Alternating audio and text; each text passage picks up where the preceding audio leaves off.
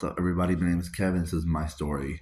On January 13th of last year, I went to jail for the first time for 98 days. And I feel like telling my story I hope my story, I hope it inspires other people, or I hope it also helps people not to go to jail as well.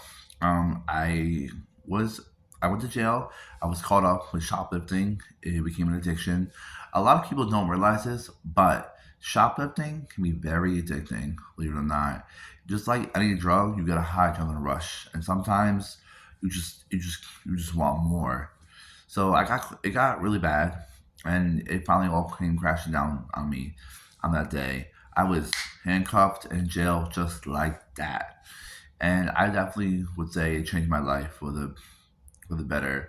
It's made me think twice about my actions, and taking um, it's made me grateful for everything that I have right now.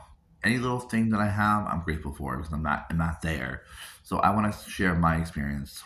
I know a lot of people have been to jail, long, in prison or whatever. But this is my experience and what I've gone through. You know what I mean? This is for people who've never been to jail and people who, you know, reality sets in.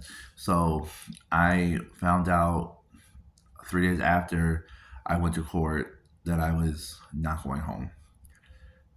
When I first heard that I wasn't going home, I I don't even know they say the number one rule in jail is don't cry in front of people.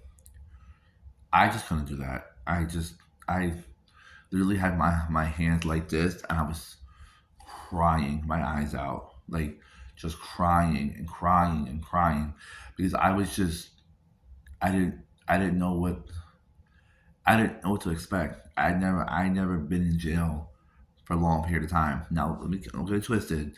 I've been to jail for 3 days here, 4 days here, a week here, in my younger years. But doing my first actual small bid, it really changed my life. You know what I mean? It really my my first 2 weeks were the rough because I'm sorry, my first weeks were very rough because I take medication, and the jail I went to, which I don't feel like naming, basically you had to wait a certain amount of days to get it, and I wasn't really sleeping the best, and it was just so hard.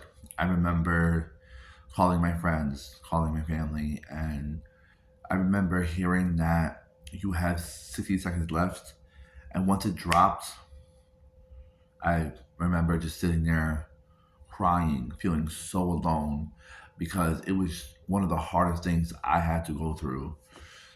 I felt I felt broken, I felt so broken and felt lost and lonely and I asked myself, how did I get here? How did I let this get so bad? Why did I ask for help for this addiction? Why didn't I talk to somebody? Why didn't I slow down? Like I was just mad. I was mad at myself. I was angry with myself, and not only that, I can't. I don't want to share, my friends' things. But I had a friend of mine, one of my closest friends. You know, their birthday. We have the same birthday. We're birthday twins, and I remember feeling so bad because I let them down. They needed me, and I wasn't there for them because because of my own selfishness.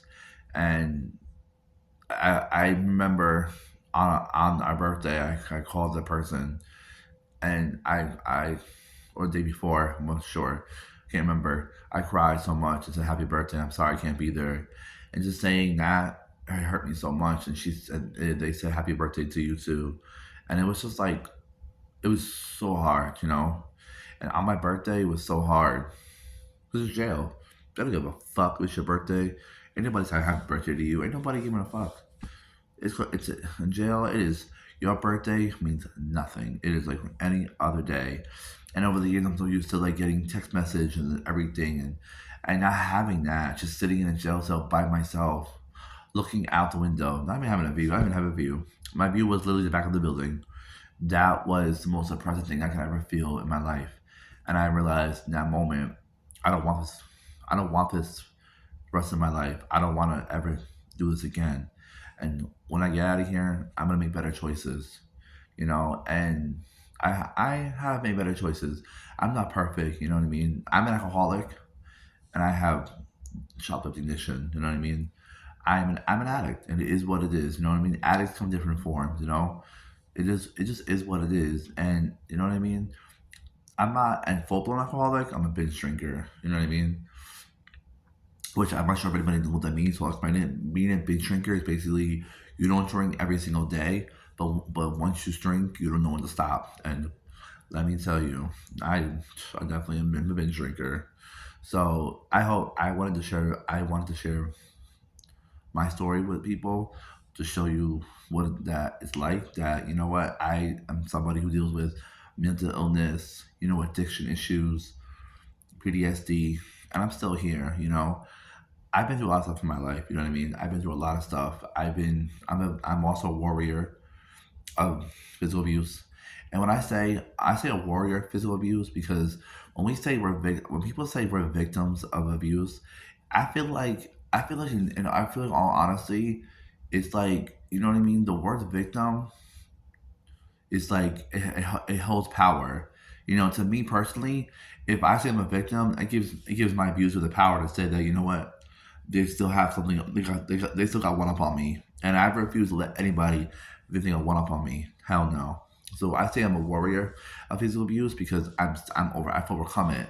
I'm still overcoming it. You know what I mean? I still have issues sometimes when it comes to dating. I still have issues sometimes in certain situations. You know what I mean? But you know what? I'm learning more and more about myself each and every day.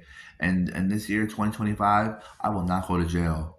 I will not let temptation, you know, take me under again. I will rise above. And I just want to make this video, you know, to show people, you know, and it helps inspire people that, you know what, it's okay to have mental illness. It's okay to not, you know, to have bad days. It's okay to, you know, be in the moment. But don't let those moments consume you forever. You know, if you need help, ask for it. You're having a bad day, call a friend up. You know what I mean? I've been having some depression lately, you know what I mean? And I call my friends up and I'm like, hey, can we meet up? You know what I mean? And so, you know what I mean? Like, I feel like, you know, with 2024 broke me and 2025 lifted me up. And I'm from here on in, I'm gonna keep climbing to the top. You know what I mean? That's all I can do. And I hope you guys have reached this far, heard my story, and yeah, I hope it inspires you. Bye, y'all.